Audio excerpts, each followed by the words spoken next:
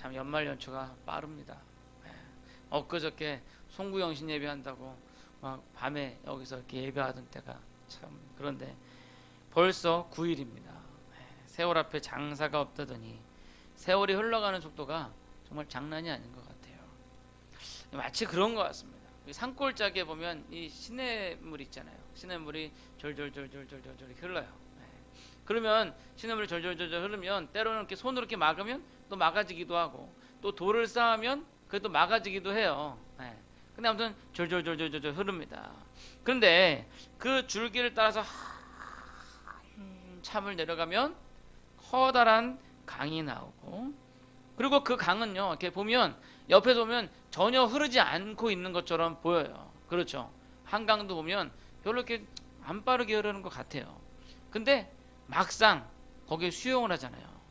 그 한강을 이렇게 가로질러서 건너가려면 진짜 힘들대요. 왜냐면 그 물살이 워낙 빨라서.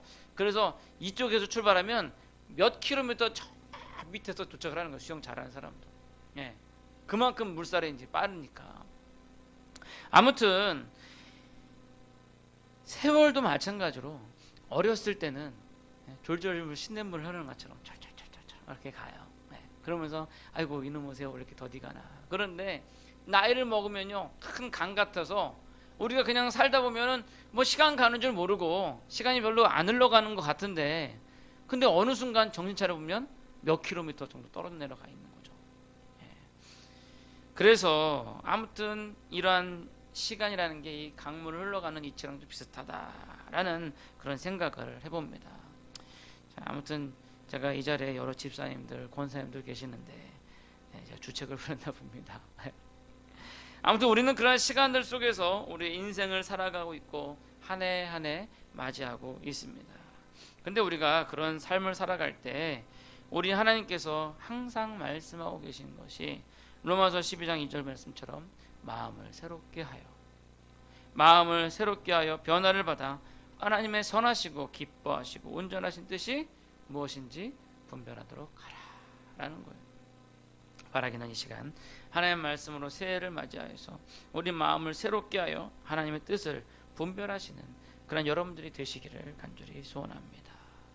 자, 먼저 오늘 본문의 말씀에 대해서 좀 설명을 해드리면, 오늘 본문의 말씀은 마태, 마가, 누가복음 이렇게 세 복음서에 동일하게 기록이 되어 있는 말씀입니다. 오늘 예수님께서 하신 말씀은 특별히 요한의 제자들은 자주 금식을 하고 하는데 예수님과 예수님의 제자들은 금식을 하지 않는 것에 대해서 바리새인과 서기관들이 막 험담을 하고 있는 거죠. 그것에 대해서 예수님께서 이제 대답을 하시는 거예요. 이 유대인들은요, 원래 모세의 율법을 통해서 1년에 한 번씩 금식을 했습니다. 언제 금식을 했냐면 대속죄일이라고 그래가지고 유대 달력으로 티슈리라고 불리는데 한 유대 달력으로 7번째 달입니다. 우리나라 달력을 보면 한 9월 정도 되죠. 그때 이제 대속죄일로 해가지고 첫째 날에 나팔을 아주 크게 붑니다. 나팔을 불어요. 그러고 난 다음에 10일 후에 대속죄일로 선포를 하고 그때 모든 사람들이 금식을 해요. 그러니까 1년에 한 번 그렇게 금식을 하게 되어 있어요. 근데 이거 자꾸 변질이 되면서 예수님 시대에 경건한 사람들, 그러니까 바리새인들이 무려 일주일에 2번씩 금식을 했어요. 7일 중에 이틀을. 그래서 언제냐면 모세가 시내산에 올라간 게 목요일 날 올라갔어요. 그리고 모세가 내려온 게 40일 지나서 내려온 게 계산해 보면 월요일 날 내려옵니다.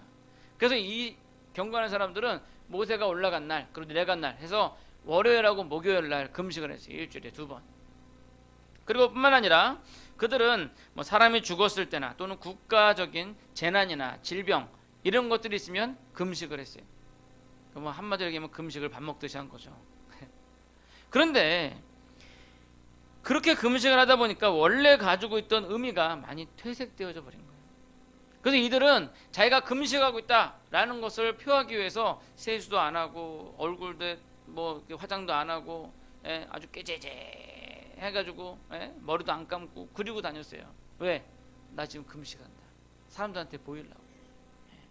그렇게 외식되게 금식을 했던 거예요. 그래서 이사야서 58장 6절 7절에 보면 내가 기뻐하는 금식은 흉악의 결박을 풀어주며 멍에의 줄을 끊어주며 압제당하는 자를 자유하게 하며 모든 멍에를 꺾는 것이 아니겠느냐. 이게 6절 말씀이거든요. 근데 이 말씀을 어떤 사람들이 곡해하는 사람들이 있어요. 예전에 제가 양평금식기도원에 간 적이 있어요.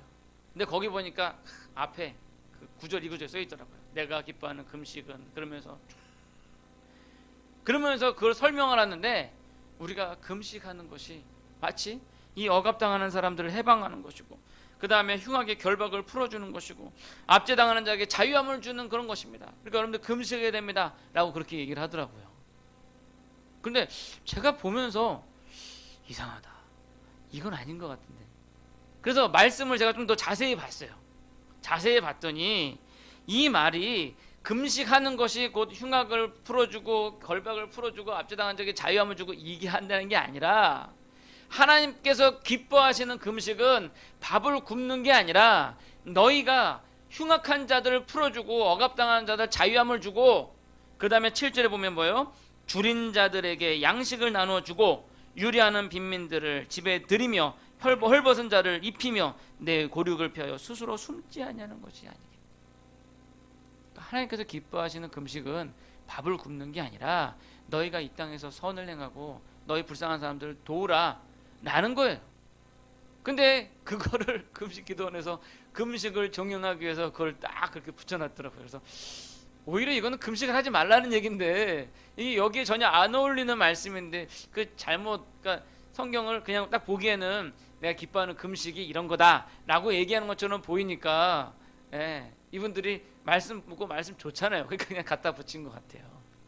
자, 아무튼 우리가 이 구절처럼 금식에 대해서 종교적인 열심을 가지고 금식하는 것보다 정말 하나님의 공의를 이 땅에 실천하는 것, 불쌍한 사람 돕는 것, 이런 것들이 더 하나님께서 기뻐하신다라는 겁니다. 우리가 금식한다고 하면서 오히려 자기의 의를 드러내려고 하는 것은, 그렇게 하다 보면 영적인 교만에 빠지게 되고, 그렇게 되면요 예수님을 잡아 죽인 유대인들과 하나도 다를 것이 없다라는 겁니다. 자, 오늘 본론에 들어가기 전에 자꾸 이상하게 샛길로 빠지는데, 아무튼 이 유대인들은 그렇게 금식을 자주 했어요.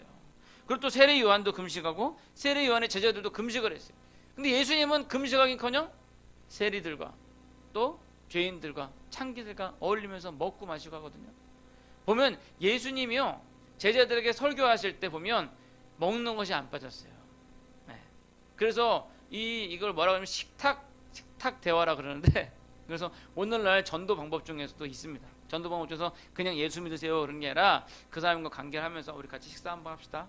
그래서 밥 먹으면서 복음을 전하는, 예수님께서 그렇게 하셨거든요.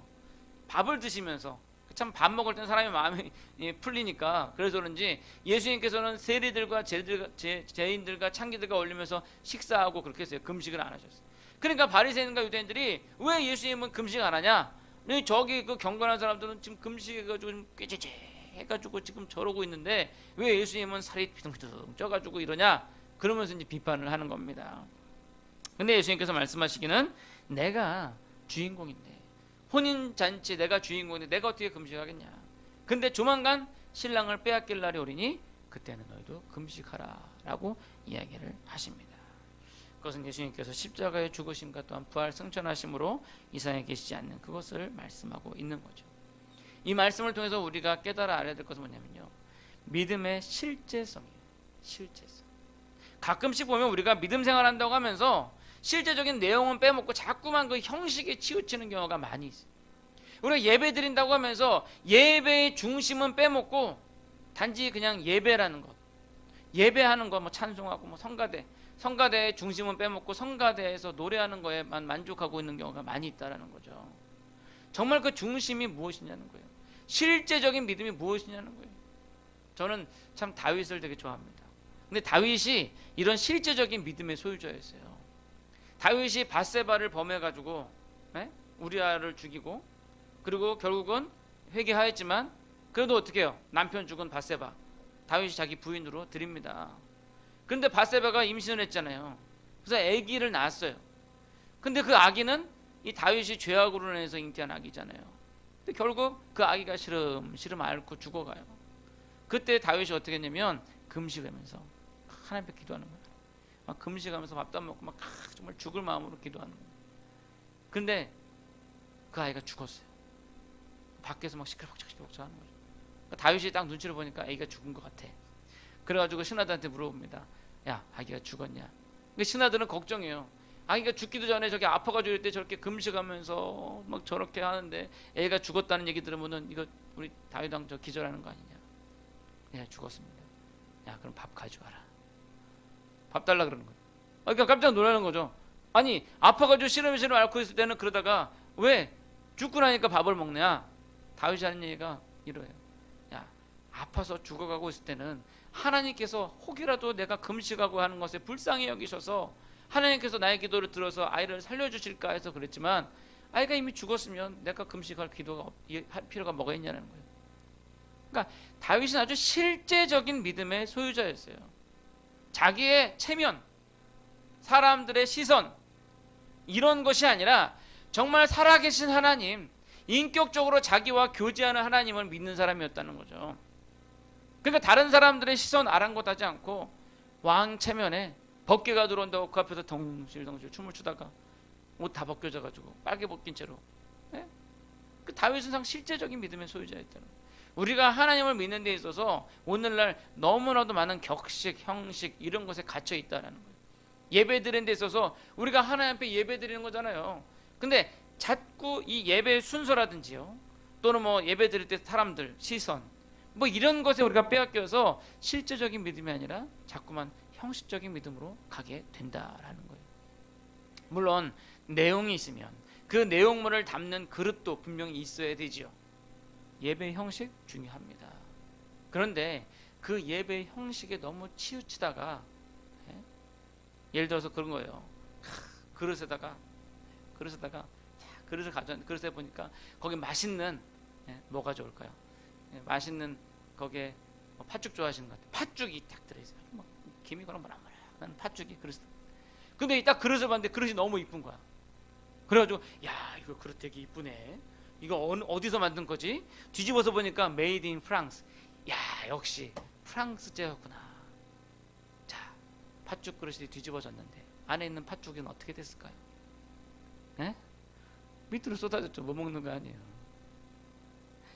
팥죽도 중요하고, 예? 그 팥죽을 담는 그릇도 중요해요. 그 이쁜 그릇에 뭐 보기 좋은 게 먹기도 좋다고 이쁜 그릇에 담았으면 얼마나 좋아요.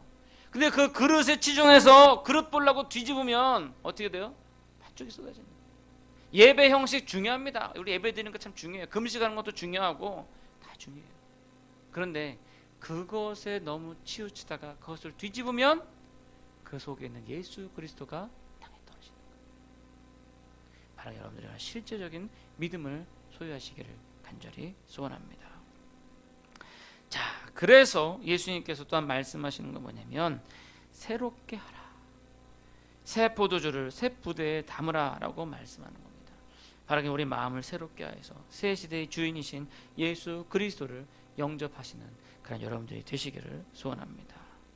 자, 이러한 배경을 가지고 우리가 생각해 봐야 될 건요, 바로 새 것을 헛 마음에 담으면 마음이 괴롭다. 새 것을 헛 마음에 담으면 마음이 괴롭다.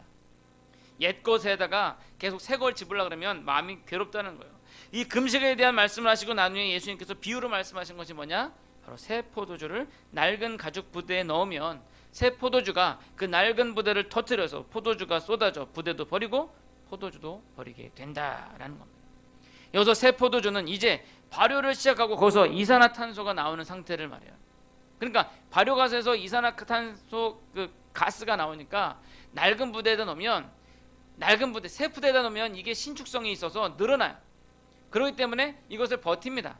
근데 낡은 부대는요, 계속 여러 번 늘어났기 때문에 더 이상 늘어날 수가 없어요. 그러니까 어떻게 해요? 그 팽창되는 것을 이기지 못해서 터져버리는 거죠. 그래서 새 포도주는 새 부대에 넣어라. 이것은 예수님께서 비유인데 당시 유대인들의 낡은 관습과 그들이 만들어 놓은 형식으로 인해서 도무지 비집고 들어갈 수 없을 정도로 꽉 막힌 상태를 의미하는 겁니다. 낡은 부대라는 것은 유대인들의 그러한 모습이에요. 더 이상 비집고 들어갈 수 없는 그런 그들에게 예수라는 존재는 위협적인 존재죠. 그들이 가지고 있는 사상과 그 형식들을 단숨에 파괴해버릴 수 있는 그래서 자기들이 차지하고 있는 종교적 지도자의 위치를 위협할 수 있는 그러한 존재였던 것입니다. 그런 그들에게 예수님께서 하신 말씀은 바로 새술은 새 부대에 담아야 한다. 그러니까 우리에게도 마찬가지로 우리 마음이 새롭게 되지 않으면요, 우리 예수님이 들어올 자리가 없는 거예요. 그래서 필요한 것이 뭐냐? 우리의 마음을 새롭게 해야 한다라는 겁니다.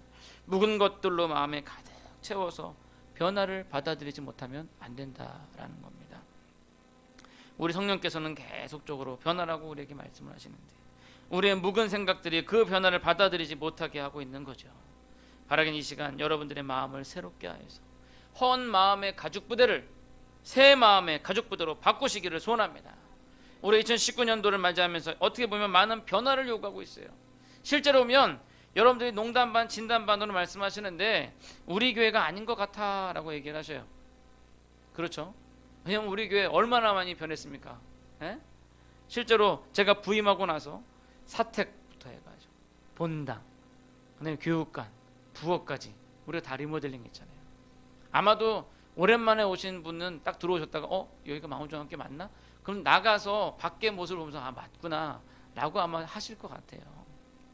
아마 우리가 이제 바깥까지 이제 리모델링 해가지고 딱 바꾸면 이제 우리 옛날 분들 여기 분명히 마음중앙교회 있던 자리인데 새로 교회가 생겼네, 아마 이렇게든 생각할지도 모르겠습니다. 그런데 우리가 이렇게 건물만 새롭게 리모델링할 것이 아니라 우리의 마음도 새롭게 되어야 한다라는 거죠. 예전에 안 좋았던 습관들 다 버리고 하나님의 말씀에 의지하여서 하나님의 뜻을 분별하도록 변화되어야 한다는 것입니다. 그리고 그것이 결국 우리가 2019년도 목표로 하고 있는 자라는 교회, 성장하는 교회, 바로 그런 것이죠. 바라긴 변화를 준비하는 새 마음을 가지시는 그런 여러분들이 되시기를 간절히 소원합니다. 자, 또 두 번째로 생각할 것은 묵은 것에 만족하게 되면 발전이 없다라는 거예요.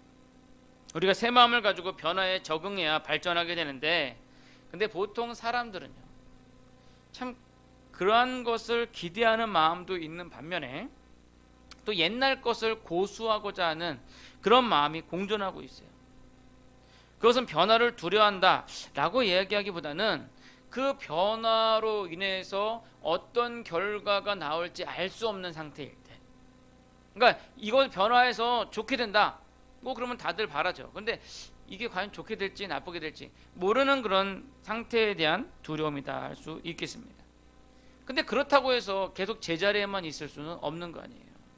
오늘 성경 본문의 말씀에 사실 마태, 마가, 누가복음, 세 복음서에 동일하게 등장하고 있는데, 근데 오늘 본문인 이 누가복음에만 등장하는 말씀이 있어요. 그러니까 내용이 똑같아요. 마태, 마가, 누가복음에. 근데 누가복음에만 딱 39절 말씀이 첨가되어 있어요. 그래서 사실 제가 오늘 본문을 누가복음을 선택하는 겁니다.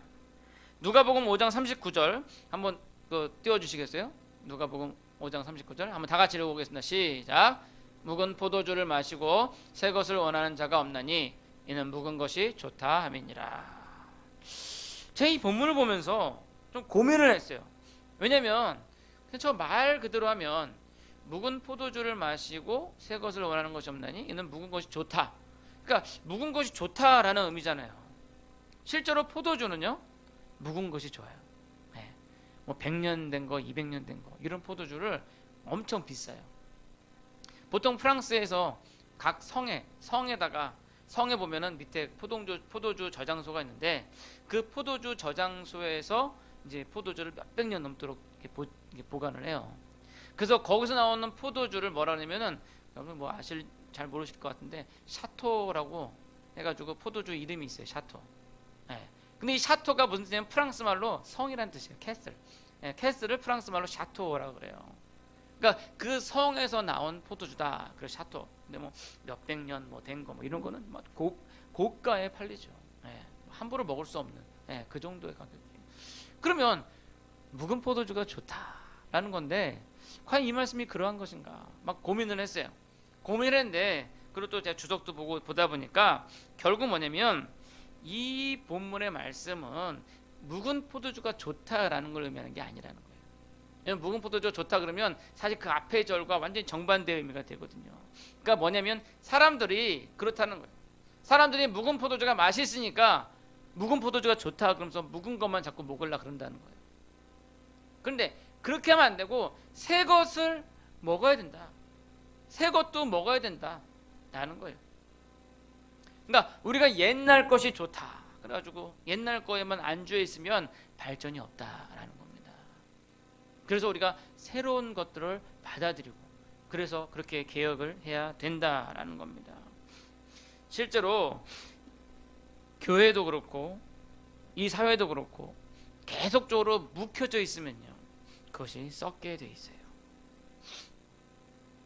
천주교가 계속 묵혀 있다 보니까 그게 썩어서 결국 타락되어진 거잖아요. 그래서 거기서 개신교가 이렇게 개혁돼서 나온 거잖아요. 근데 오늘날 개신교도 계속 오랜 세월 가다 보니까 묵혀 있다 보니까 점점 썩어가고 있는 거죠.